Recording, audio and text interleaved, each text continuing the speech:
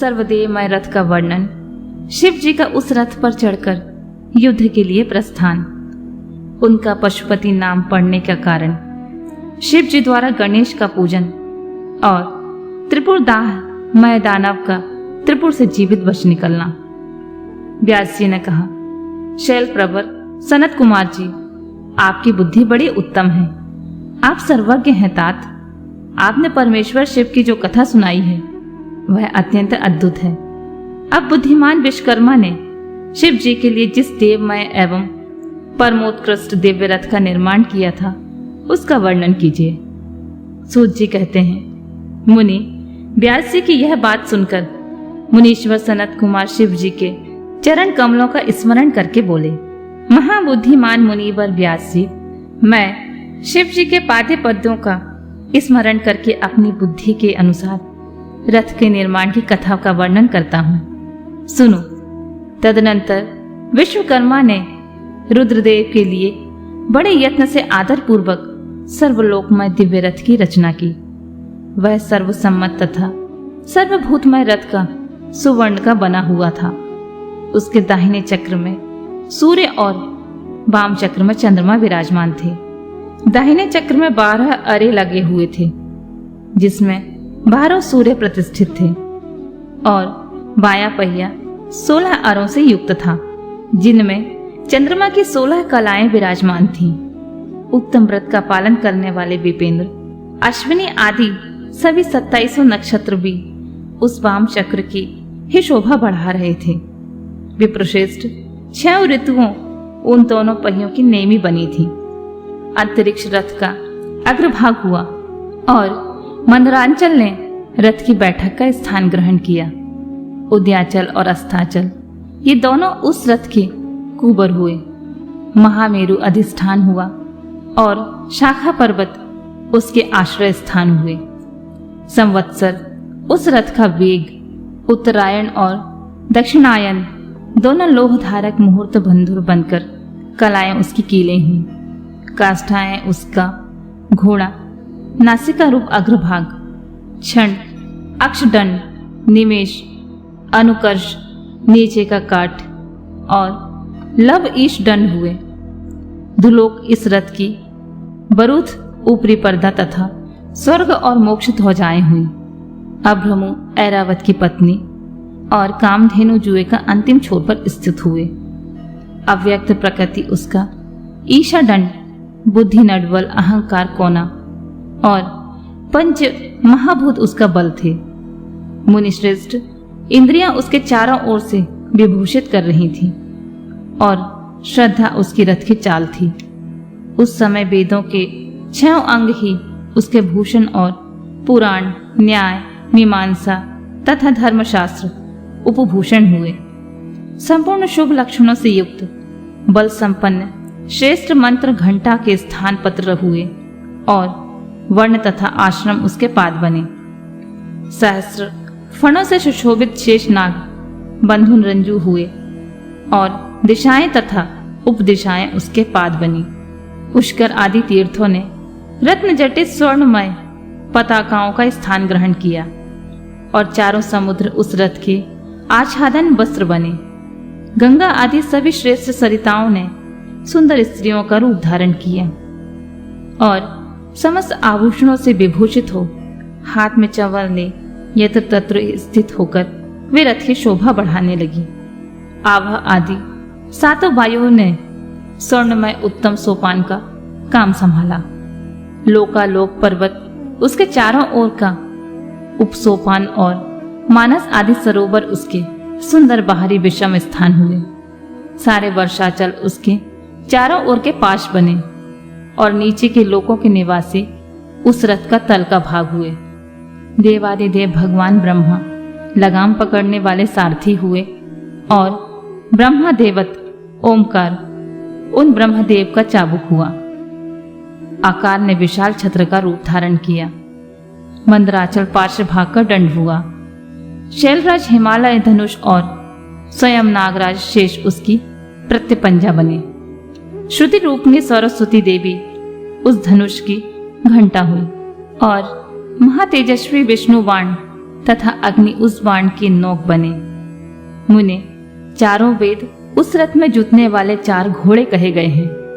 इसके बाद शेष बची हुई ज्योतियां तथा अश्वों के आभूषण हुई। विष से उत्पन्न हुई वस्तुओं ने सेना का रूप धारण किया। वायु बाजा बजाने वाले और व्यास आदि मुख्य मुख्य ऋषि वाहवाहक हुए। मुनीश्वर, अधिक कहने से क्या लाभ, संक्षेप में बतलाता हूं कि ब्रह्मांड में जो कुछ वस्तु थी सब उस रथ में विद्यमान थी। इस प्रकार बुद्धिमान विश्वकर्मा ने ब्रह्मा और विष्णु की आज्ञा से उस शुभ रथ का तथा रथ सामग्री का निर्माण किया था। सनत कुमार जी कहते हैं, महर्षि, इस प्रकार के महान दिव्य रथ में जो अनेकाविध आश्रयों से युक्त था, वेद रूपी अश्वों को जोतकर ब्रह्मा ने उसे शिव को समर्पित कर दिया। शंभु को निवेदित करने के पश्चात जो विष्णु आदि देवों के सम्मानीय एवं त्रिशूल धारण करने वाले हैं, उन देवेश्वर की प्रार्थना करके ब्रह्मा जी उन्हें रथ पर चढ़ाने लगे। तब महान ऐश्वर्यशाली सर्वदेवमय शंभु रथ सामग्री से युक्त उस दिव्य रथ पर आरूढ़ हुए। उस समय ऋषि, देवता, गंधर्व, नाग, लोकपाल और ब्रह्मा विष्णु भी उनकी स्तुति कर रहे थे। गान विद्या विशारद अप्सराओं के गण उन्हें घेरे हुए थे। सारथी के स्थान पर ब्रह्मा को देखकर उन वरदायक शंभु की विशेष शोभा हुई। लोक की सारी वस्तुओं से कल्पित उस रथ पर शिवजी चढ़ ही रहे थे कि वेद संभूत से वे घोड़े के सिर के बल भूमि पर गिर पड़े। पृथ्वी पर भूकंप आ गया, सारे पर्वत डगमगाने लगे। सहसा शेषनाग शिव जी का भार न सहन कर सकने के कारण आतुर हो कांप उठे। तब उसी क्षण भगवान धरणीधर ने उठकर नंदीश्वर का रूप धारण किया और रथ के नीचे जाकर उसे ऊपर उठाया। परंतु नंदीश्वर भी रथ रूढ़ महेश्वर के उस उत्तम तेज को सहन न कर सके। अतः उन्होंने तत्काल ही पृथ्वी पर घुटने टेक दिए। तत्पश्चात भगवान ब्रह्मा ने शिव जी की आज्ञा से हाथ में चाबुक ले घोड़ों को उठाकर उस श्रेष्ठ रथ को खड़ा किया। तदनंतर महेश द्वारा अधिष्ठित उस उत्तम रथ में बैठे हुए ब्रह्मा जी ने रथ में जुटे हुए मन और वायु के समान वेगशाली वेदमय अश्वों को उन तपस्वी दानवों के आकाश स्थित तीनों पुरों को लक्ष्य करके आगे बढ़ाया। तत्पश्चात लोकों के कल्याण करता भगवान रुद्र देवों की ओर दृष्टिपात करके कहने लगे, सुरश्रेष्ठो, यदि तुम लोग देवों तथा अन्य प्राणियों के विषय में पृथक पृथक पशुत्व की कल्पना करके उन पशुओं का आधिपत्य मुझे प्रदान करोगे, तभी मैं उन असुरों का संहार करूंगा, क्योंकि वे दैत्य श्रेष्ठ तभी मारे जा सकते हैं, अन्यथा उनका वध असंभव है। सनत कुमार जी कहते हैं, मुने, अगाध बुद्धि संपन्न देवाधिदेव भगवान शंकर की यह बात सुनकर सभी देवता पशुत्व के प्रति सशंकित हो उठे, जिससे उनका मन खिन्न हो गया। तब उनके भाव को समझकर देवाधिदेव अंबिकापति शंभु करुणाद्र हो गए। फिर वे हंसकर देवताओं से इस प्रकार बोले, देव श्रेष्ठ, पशु भाव प्राप्त होने पर भी तुम लोगों का पतन नहीं होगा। मैं उस पशु भाव से विमुख होने का उपाय बताता हूं, तो सुनो, वैसा ही करो। समाहित मन वाले देवताओं, तुम लोगों से सच्ची प्रतिज्ञा करता हूं कि जो इस दिव्य पशुपत व्रत का पालन करेगा वह पशु तत्व से मुक्त हो जाएगा। सुरश्रेष्ठो, तुम्हारे अतिरिक्त जो अन्य प्राणी भी मेरे पशुपत व्रत को करेंगे वे भी निसंदेह पशुत्व से छूट जाएंगे। जो नैष्ठिक ब्रह्मचर्य का पालन करते हुए 12 वर्षों तक, 6 वर्षों तक अथवा 3 वर्ष तक मेरी सेवा करेगा अथवा कराएगा, वह पशुत्व से विमुख हो जाएगा। इसलिए श्रेष्ठ देवताओं, तुम लोग भी जब इस परमोत्कृष्ट दिव्य व्रत का पालन करोगे तो उसी समय पशुत्व से मुक्त हो जाओगे, इसमें कोई संशय नहीं है। सनत कुमार कहते हैं, महर्षि, परमात्मा महेश्वर का यह वचन सुनकर विष्णु और ब्रह्मा आदि देवताओं ने कहा, तथेति, बहुत अच्छा, ऐसा ही होगा। इसलिए बड़े बड़े देवता तथा असुर भगवान शंकर के पशु बने और पशुत्व रूपी पाश से विमुक्त करने वाले रुद्र पशुपति हुए। तभी से महेश्वर का पशुपति नाम विश्व में विख्यात हो गया। यह नाम समस्त लोकों में कल्याण प्रदान करने वाला है। उस समय संपूर्ण देवता तथा ऋषि हर्षमग्न होकर जय जयकार करने लगे और देवेश्वर ब्रह्मा विष्णु तथा अन्य प्राणी भी परम आनंद मग्न हो गए। उस अवसर पर महात्मा शिव का जैसा रूप प्रकट हुआ था उसका वर्णन सैकड़ों वर्षों में भी नहीं हो सकता। तदनंतर जो शिवा तथा संपूर्ण जगत के स्वामी और समस्त प्राणियों को सुख प्रदान करने वाले हैं, वे महेश्वरियों सुसज्जित होकर त्रिपुर का संहार करने के लिए प्रस्थित हुए। जिस समय देवाधिदेव महादेव त्रिपुर का विनाश करने के लिए चले, उस अवसर पर देवराज आदि सभी प्रधान देवता भी उनके साथ प्रस्थित हुए। पर्वत के समान विशालकाय उन सुरेश्वरों का मन प्रसन्न था। वे सूर्य के समान प्रकाशित हो रहे थे। वे सभी हाथों में हल, शाल, मूसल, भूषंडी और नाना प्रकार के पर्वतों जैसे विशाल आयुधों को धारण करके हाथी, घोड़े, सिंह, रथ और बैलों पर सवार होकर चल रहे थे। उस समय जिनके शरीर परम प्रकाशमान थे और मन महान उत्साह से संपन्न थे तथा जो नाना प्रकार के अस्त्रों शस्त्रों से सुसज्जित थे, वे इंद्र, ब्रह्मा और विष्णु आदि देव शंभु की जय जयकार बोलते हुए महेश्वर के आगे आगे चले। सभी दंडी एवं जटाधारी मुनि हर्ष मनाने लगे और आकाशचारी सिद्ध तथा चारण पुष्पों की वृष्टि होने लगी। विपेंद्र त्रिपुर की यात्रा करते समय जितने गणेश्वर शिव जी के साथ थे, उनकी गणना करके कौन पार पा सकता है। तथापि मैं कुछ का वर्णन करता हूँ। योगिन समस्त गणराजों में श्रेष्ठ भृंगी गणेश्वरों तथा देवगणों से घिरकर विमान पर आरूढ़ होकर महेंद्र की भांति त्रिपुर का विनाश करने के लिए चले। उनके साथ साथ केश, विगतवास, महाकेश, महाज्वर, सोमवल्ली स्वर्ण, सोमप, सनक, सोमधक, सूर्यवर्चा, सूर्य प्रच्छिणक, सूर्याक्ष, सूरीनाम, सुर, सुंदर, प्रस्कंद, कुंदर, चंड, कंपन, अतिकंपन, इंद्र, इंद्रजय, यंता, हिमकर, सताक्ष, पंजाक्ष, सहस्त्राक्ष, महोदर, सतिजु, सताश, रंग, कपूर पूतन, दूषिक, त्रिशिक, अहंकार कारक, अजरवक्र, अष्टवक्रत, हैवक्रत, अर्धवक्रत आदि बहुत से अप्रमेय बलशाली वीर गणाध्यक्ष लक्षण की परवाह न करते हुए महेश्वर को घेर कर चल रहे थे। व्यास जी कहते हैं, तदनंतर महादेव शंभु संपूर्ण सामग्रियों सहित उस रथ पर स्थित हो सुद्रोहियों की तीनों पुरों को पूर्णतः दग्ध करने के लिए उद्यत हुए।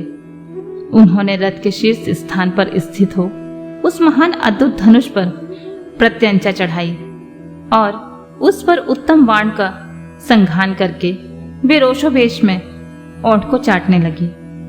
फिर धनुष की मूड़ को दृढ़तापूर्वक पकड़कर उस दृष्टि से दृष्टि मिलाकर वे वहां अलग भाव से खड़े हो गए, परंतु उनके अंगूठे के अग्रभाग में स्थित होकर गणेश निरंतर पीड़ा ही पहुंचाते रहे, जिससे वे तीनों पुर त्रिशूलधारी शंकर का लक्ष्य नहीं बन सके। तब धनुषबाणधारी मृत्युंजकेश विरूपाक्ष शंकर ने परम शोभन आकाशवाणी सुनी। उस व्योमवाणी ने कहा, ऐश्वर्यशाली जगदीश्वर, जब तक आप इन गणेश की अर्चना नहीं कर लेंगे तब तक इन तीनों पुरों का संहार नहीं कर सकेंगे।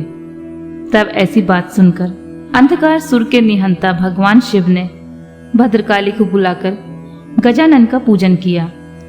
जब हर्षपूर्वक विधि विधान सहित अग्रभाग में स्थित उन विनायक की पूजा की गई, तब वे प्रसन्न हो गए।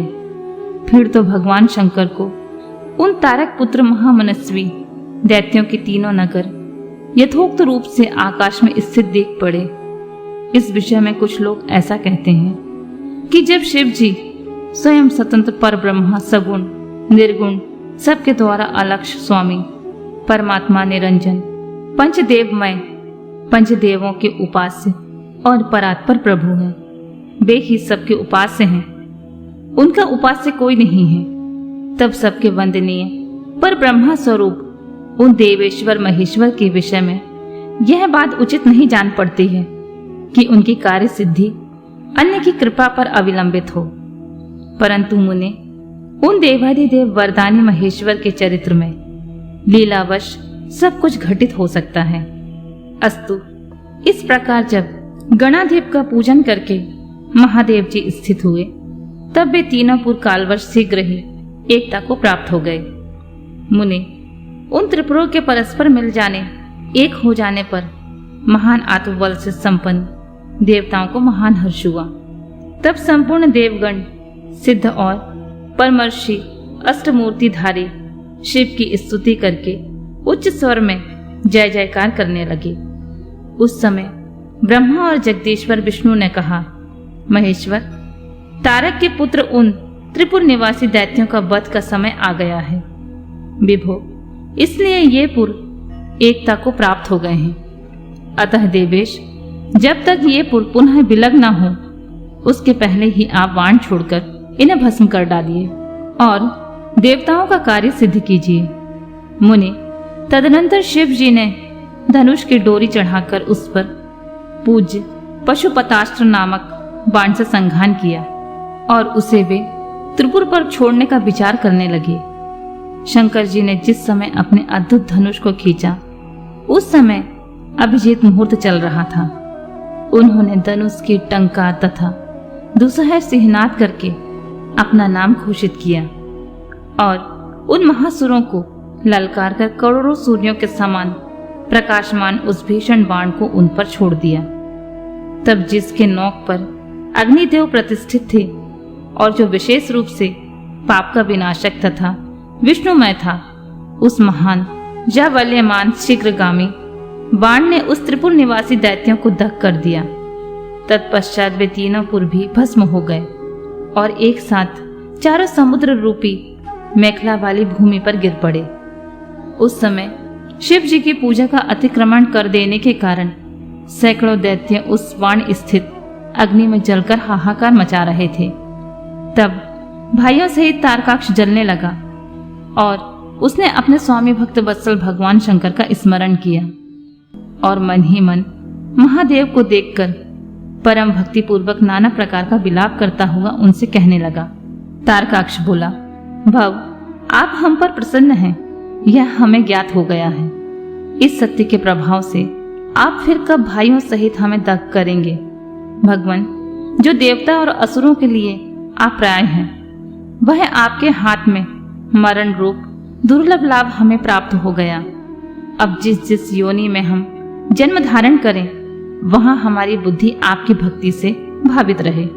मुनि यूं वे दैत्य विलाप कर ही रहे थे कि शिव जी की आज्ञा से उस अग्नि ने उन्हें अद्भुत रीति से जलाकर राख की ढेरी बना दिया। व्यास जी और जो भी बालक और वृद्ध दानव थे, वे शिवा आज्ञा अनुसार उस अग्नि द्वारा शीघ्र ही जलकर भस्म हो गए। यहाँ तक कि उन त्रिपुरों में जितनी स्त्रियां और पुरुष थे, वे सब के सब उस अग्नि में उसी प्रकार दग्ध हो गए जैसे कल्पांतर में जगत भस्म हो जाता है। उस समय उस भीषण अग्नि से कोई भी स्थावर जंगम बिना जले नहीं बचा, किंतु असुरों का विश्वकर्मा अविनाशीमय बच गया, क्योंकि वह देवों का अविरोधी शंभु के तेज से सुरक्षित था। विपत्ति के अवसर पर भी वह महेश्वर का शरणागत बना रहता था। जिन दैत्यों तथा अन्य प्राणियों का भाव अभाव अथवा कृत आकृत के प्राप्त होने पर नाशकारक पतन नहीं होता, वे विनाश से बचे रहते हैं। इसलिए सत्पुरुषों को अत्यंत संभावित उत्तम कर्म के लिए ही प्रयत्न करना चाहिए, क्योंकि निंदित कर्म करने से प्राणी का विनाश हो जाता है। अतः गर्हित कर्म का आचरण भूलकर भी न करें। उस समय जो भी दैत्य बंधु बांधवों सहित शिव जी की पूजा में तत्पर थे, वे सब के सब शिव पूजा के प्रभाव से गणों के अधिपति हो गए थे।